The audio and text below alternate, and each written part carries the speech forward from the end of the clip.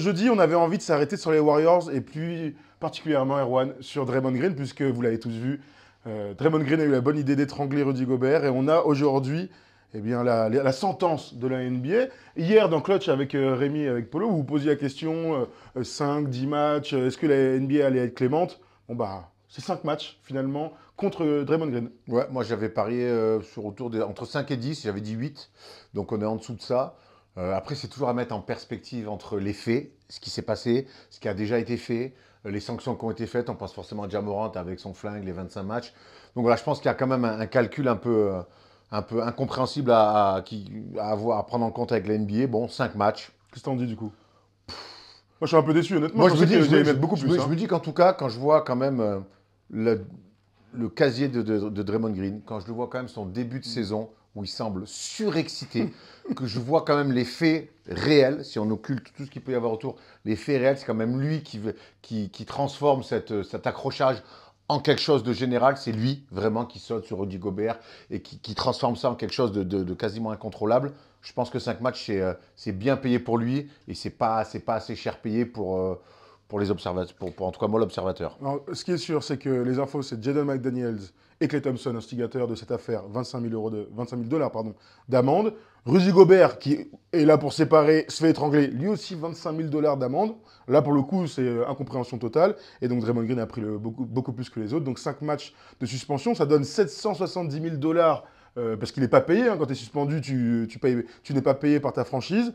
On a vu cette petite stat incroyable, hein. En carrière, il a 2,2 millions de dollars d'amende. Tu parlais de casier judiciaire, de palmarès même pour Draymond Green. Moi, ce qui me tue, c'est que en vieillissant, normalement, tu es plus sage. En vieillissant, tu prends plus de recul sur les choses. Lui, en fait, il est toujours aussi... Il est même de pire en pire, quelque part. Il n'a jamais réussi à tempérer ces dingueries. D'ailleurs, on a vu sur les réseaux une mixtape de toutes les dingueries qu'il a fait. Donc, des tacles, des coups de pied dans les coucougnettes, des trucs improbables, du trash talking aussi avec les arbitres, beaucoup de choses. Il n'a jamais réussi à se calmer. Tu expliques comment, ça? Je l'explique pas, j'arrive pas à trouver de comparaison. Souvent, on aime bien comparer avec d'autres joueurs parce que la NBA a quand même une histoire immense. Donc, on aime bien des fois comparer avec des joueurs dans le passé. Ouais, tu penses à qui? Rachid Wallace, Ouais, mais tu vois, quand Marcus je pense Cousins, Rachid, je sais ouais, mais pas. c'est des mecs en vieillissant. Rachid Wallace, c'est un mec en vieillissant qui en faisait moins. Il prenait toujours des techniques et tout, mais il était beaucoup moins impliqué dans des choses comme ça. On peut penser à Dennis Rodman. Ouais. Pareil, moi, j'arrive pas encore à les comparer. On sait que Draymond Green, c'est un sanguin. Moi, c'est quelqu'un que j'ai souvent défendu, que j'avais découvert à la fac à Michigan State. J'ai toujours aimé son caractère et son jeu. Moi, aujourd'hui, j'arrive plus à le comprendre. Et surtout que j'ai l'impression que son personnage est en train de le dépasser. Et du coup, en fait, moi, ce qu'il vient faire là, j'ai pas l'impression que c'est un coup de sang. J'ai l'impression que Prémédité. c'est prémédité. Parce que c'est Rudy.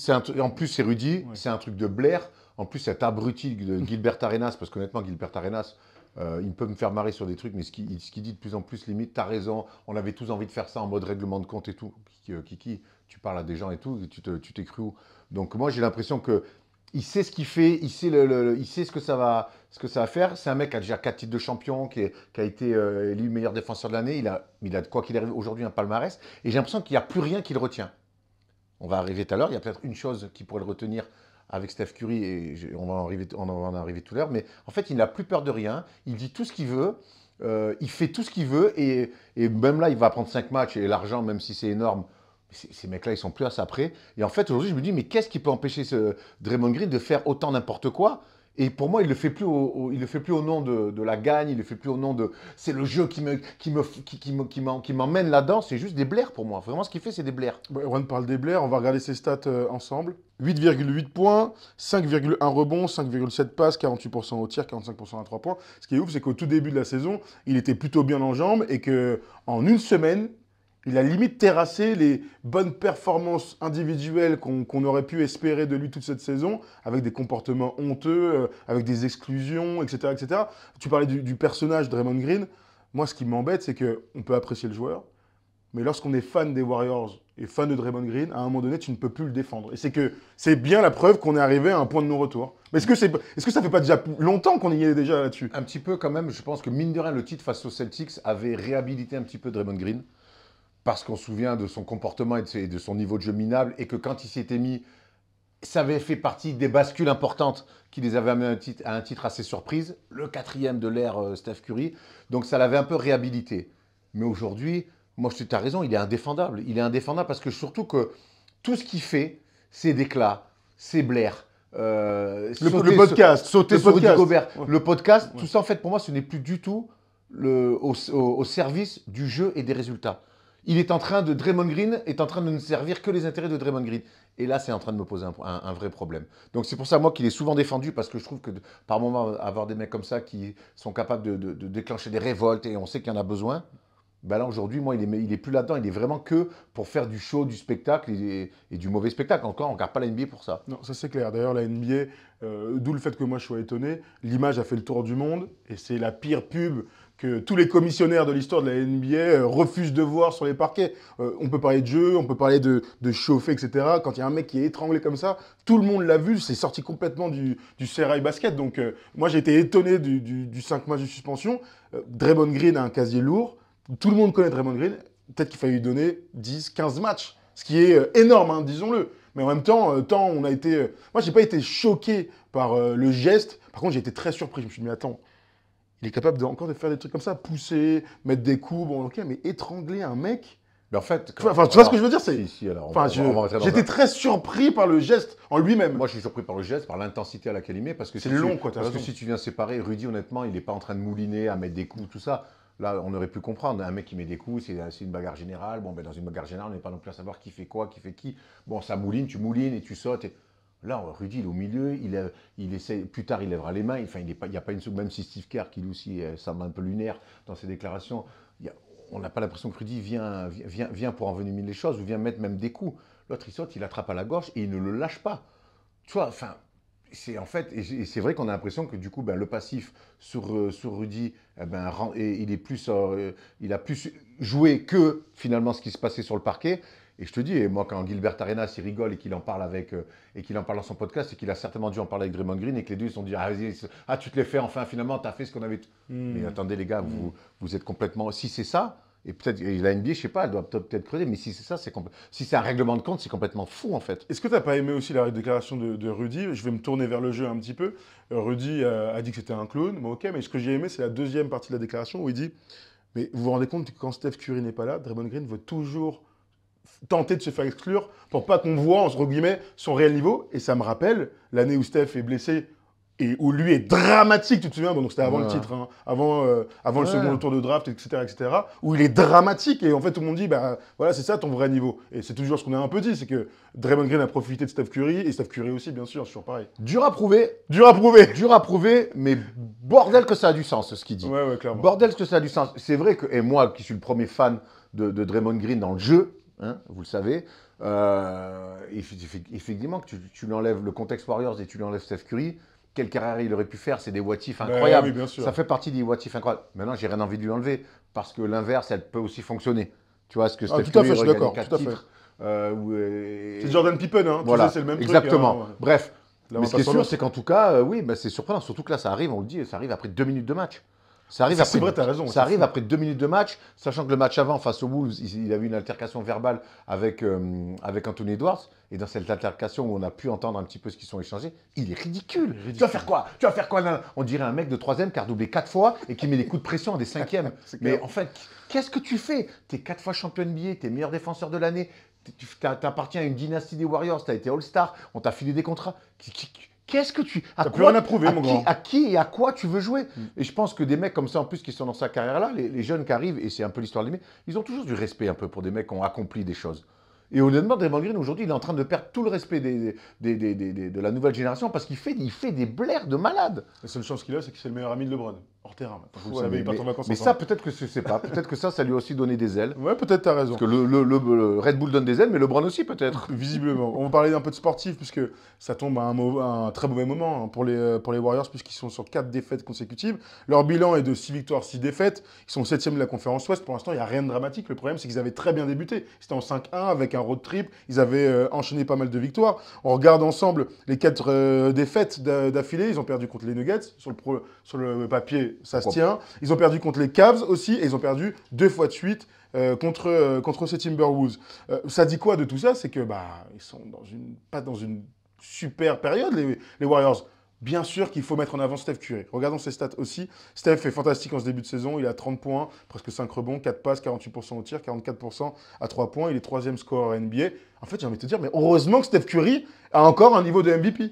Tu sais qu'avant le match face aux Timberwolves, c'est Polo qui m'a filé cette stat.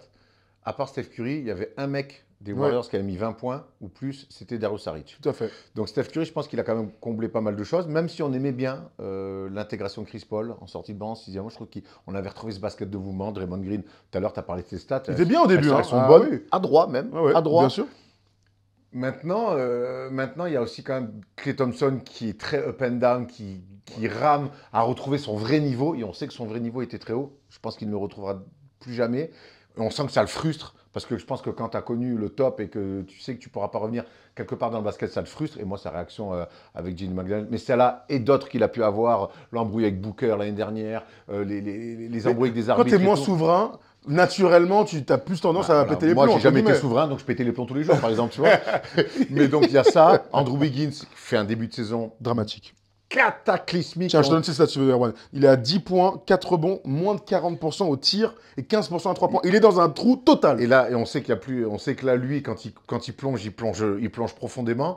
Et là, Draymond Green qui vient rajouter ça. Donc en fait, quand je te dis que Draymond Green n'est plus, ne fait plus des gestes comme ça pour secouer le cocotier comme il le faisait par moment. Là, en fait, ce qu'il fait, il plonge encore plus son équipe. Alors, on sait que les Warriors, dans le jeu, par leur vécu, ils ont de la marge. Mais je reste persuadé que ce que fait Draymond Green là, ça rend plus service du tout à son équipe. Ils ont de la marge en saison régulière. Important de préciser. Et c'est problématique. Maintenant, moi, je veux qu'on ouvre une autre parenthèse. C'est que Steph Curry, il est re-signé, il a un gros contrat, il est en pleine bourre, il a un niveau encore de MVP. Le but, c'est quand même d'essayer de lui offrir un dernier contrat. Et moi, un dernier titre, pardon, oui, c'est mieux. Un dernier titre. Et moi, je suis inquiet pour Steph Curry, pour sa legacy. Pourquoi sa legacy? Non, mais est-ce qu'elle est pour faire encore grandir sa legacy, des mecs comme Draymond Green pètent les plombs comme ça, que Klay Thompson soit frustré, que Andrew Wiggins ne réponde pas présent dans ce qu'on lui demande. Et Dieu sait que Andrew Wiggins, on lui demande la troisième, quatrième option. Donc il est quand même bien enlevé de beaucoup de pression. Je trouve que peut-être que Steph Curry, en tout cas en interne, devrait peut-être à un moment donné rappeler tout le monde à l'ordre et dire « Oh les frères !» On vaut mieux que ça, on est mieux que ça. Et moi, j'ai envie de me faire kiffer à essayer d'aller gagner un dernier titre. Sachant qu'il sort d'une saison compliquée, hein, on en a beaucoup parlé. Seulement 11 victoires à l'extérieur sur toute la saison dernière, ce qui est incroyable. Une sortie de route, on en pense qu'on veut, mais tu es dominé par les Lakers, tu fais sortir en demi-finale de conf. Donc c'est une contre-performance pour une équipe qui était tenante du titre à ce moment-là. Là où je te rejoins complètement, c'est que quand tu es encore très très fort, tu es en droit de demander d'avoir une équipe qui te permet d'être champion. S'il était dans le même état que Klay, on dirait, bon, bah voilà, on va essayer de finir le mieux possible, ce genre de choses. Mais le gars est encore au niveau des MVP. Donc quand tu es au niveau MVP, tu es en droit de demander d'avoir des joueurs les meilleurs possibles. On s'est beaucoup posé la question l'année dernière, tu te souviens, sur qu'est-ce qu'on va faire de Klay. Il en a donné un contrat, pour l'instant, il n'est pas signé. On se posait la question sur Draymond Green. Moi, tu te souviens de ce que je t'ai dit? Je t'ai dit que pour moi, c'est fini Draymond Green. Alors, il peut être bon par moment, il peut être bon même pendant des playoffs. L'année dernière, il s'était réveillé aussi. Lors du titre, il avait été dramatique, puis il s'était réveillé, ça lui avait permis d'être champion. Mais je me disais aussi, attends, Draymond Green avec son jeu si particulier, sa grande gouaille, et justement le fait qu'il n'arrive pas à se canaliser, à un moment donné, ça va péter. Alors peut-être qu'on n'y est pas encore, hein. Peut-être qu'il va revenir la semaine prochaine et que tout va aller bien et qu'ils vont finir premier la conférence Ouest. Mais moi, le constat, c'est qu'il est capable, encore plus qu'avant, de péter les plombs pour rien. Et ça, c'est préjudiciable pour un mec comme Steph Curry. Tu viens de tout dire. Ah bah très bien, on l'arrête là-dessus. Non, mais tu viens de tout dire sur le fait que Draymond Green peut faire le pire. En ce moment, il est dedans. Il peut aussi revenir et faire le meilleur. Et c'est tout le problème avec ces Warriors-là, en fait, c'est que ils ont tellement un vécu, ils ont tellement quelque part une marge dans le basket, parce que quand ils jouent bien au basket, ils sont capables de battre tout le monde, qu'en fait, on se dit tout le temps, et ils l'ont prouvé. Pour moi, vraiment, ce dernier titre à Boston, il leur a redonné 4 ans de vie, tu vois, quand ils gagnent en 2021. Donc, on est là à se dire, oh, en ce moment, c'est dur, ils sont sur 5 défaites d'affilée. Ouais, mais ok, il va revenir de 5 matchs de suspension. Il va certainement, comme il fait chaque fois qu'il y aura une suspension, se calmer un petit peu, se remettre au service de l'équipe. Et tu vas voir que ça va refonctionner. Moi, j'ai quand même bien aimé l'intégration de Chris Paul, son envie de bien faire jouer les autres. Klay Thompson, pour moi, il est... ça va être une vraie question. Ça va être une vraie question. Voilà. Je veux voir quand même, j'espère qu'André Iguodala a gardé le numéro d'Andrew Wiggins qui lui passe un petit coup de fil, le fameux... comme ça, là, quand il est sur la touche. Ça, c'est un vrai point d'interrogation pour moi. Mais finalement, Draymond Green, je suis persuadé que... Et c'est ça qui est frustrant et énervant et fascinant avec ce joueur-là. C'est qu'il peut t'agacer et revenir une semaine après et dire « Ah oui, il a changé l'équipe parce qu'il s'y est remis. » Je suis très curieux d'avoir vos avis, à tous bien sûr, mais si vous êtes fan des Warriors, un mec qui a autant apporté pour la franchise, je suis curieux d'avoir vos avis là en 2023, après tout ce qui s'est passé. Est-ce que vous avez encore une image positive? Vraiment, purement et simplement dans les commentaires, n'hésitez surtout pas. Ce petit tableau, donc Steph Curry et les autres, on l'a vu, 30,7 points pour Steph. Clay est à 14 points. Kuminga est bon en sortie de banc, il est à 11 points. Wiggins est à 10 points. Et Darius Saric, lui aussi, en sortie de banc, est bon avec ses 9 points. On peut rajouter Gary Payton qui est bon là, quand il joue, il est bon. Dans son Et rôle. tu parlais tout à l'heure, Darius Saric a mis 20 points. C'est le seul autre joueur des Warriors pendant que Steph Curry jouait. Mais il y en a un autre qui a mis 20 points. C'était dans ce fameux match là avec la bagarre. C'est Brandon Podziemski qui vient de Santa Clara. Donc on embrasse Alan. On embrasse Alan et on embrasse sûr. aussi Jalen Williams. Ah, tout à fait. Ça fait Ouais, c'est alors, vrai, t'as Santa raison. Clara, c'est la fac de Steve Nash. Tout à Pour fait. ceux qui savent, vous savez qu'on aime bien l'histoire des facs. C'est la fac de Steve Nash. C'était le seul joueur jusqu'à l'année dernière à avoir sorti, le seul joueur à avoir sorti de Santa Clara. L'année dernière, Jalen Williams. Vrai joueur. Super joueur. Et là, cette année, il y a ce garçon-là, Podziemski. Tout à fait. L'histoire est belle pour cette fac. Absolument. Petite info sur lui, une petite anecdote. Donc, il est 19e choix de draft par les Warriors. Il a mis 23 points contre les Wolves. Mais le match d'avant, déjà contre les Wolves, il avait marqué 8 points en une minute. Garbage time, il reste une 16. Il y a un mec qui a mis 8 points en une minute. La NBA nous offre quand même toujours de belles surprises. Donc, lui, à voir hein, pendant l'absence de Steph Curry, pendant l'absence des stars ou les méformes, sa place à un meneur de jeu gaucher, là, plutôt scoreur. À voir sur les prochains matchs des Warriors que je vais vous donner. Erwan, tu vas me dire ce que tu en penses. Il joue 2 fois à domicile contre le Thunder. Donc voilà, duel d'anciens de Santa Clara. Contre Houston, contre Phoenix et contre San Antonio. Donc il y a 4 matchs qui vont être archi difficiles. Il n'y a qu'un seul match à l'extérieur, celui contre les Suns. 2-5. 2-5 sur ça. Donc une victoire. Ah bah déjà, alors, intéressant. 2-5, tu sais contre qui? Donc je te redis. Moi, deux pour fois moi, Thunder, ils prennent Houston. un match contre le Thunder et ils prennent le match contre les Spurs. Parce Ok. qu'en ce moment, les Spurs, même. Je pense Bon, que même- on est quoi? On est 4, on Ouais, peut gagner. on est 4. Envoyez-nous un DM sur Insta pour faire le 5e et on peut accrocher les Spurs. On a fait le tour sur les Warriors. On se retrouve lundi pour la libre antenne NBA, comme d'hab. Beaucoup de Comme choses à d'hab, dire hein, il y encore. aura beaucoup de choses à dire. Et puis on vous souhaite à tous un bon week-end. Et puis j'espère que les Warriors vont arrêter leurs conneries. Moi j'ai envie de voir des basketteurs, pas des frappeurs. Même si on aime bien. Oh, excuse-moi.